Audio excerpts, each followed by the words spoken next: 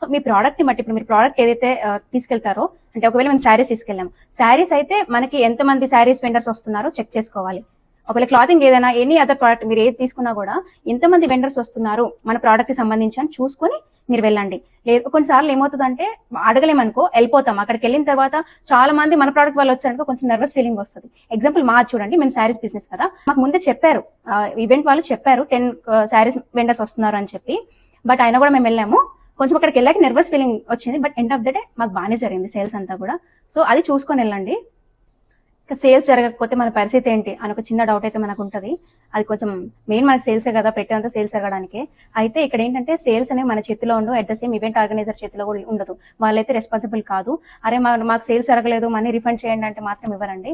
So sales అనేవి మనం చూసుకొని, ఇంతకుముందు ప్రీవియస్ గా చెప్పాను కదా, వెండర్స్ వచ్చి ఎంతమంది వస్తున్నారు అనే దాన్ని బట్టి మనం చూస్ చేసుకోవాలి వెళ్ళాలా లేదా అనేది.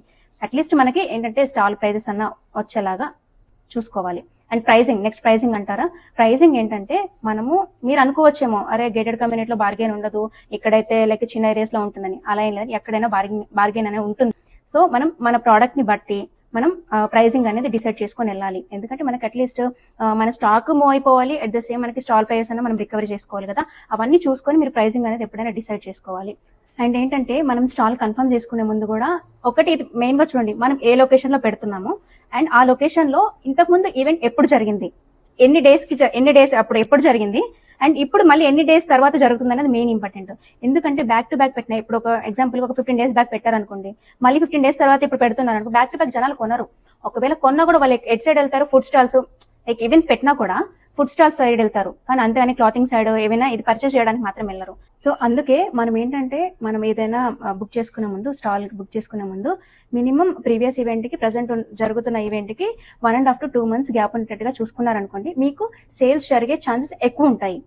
షూర్ గా జరుగుతాయని చెప్పలేం కానీ ఛాన్సెస్ ఆర్ దేర్ అందుకు.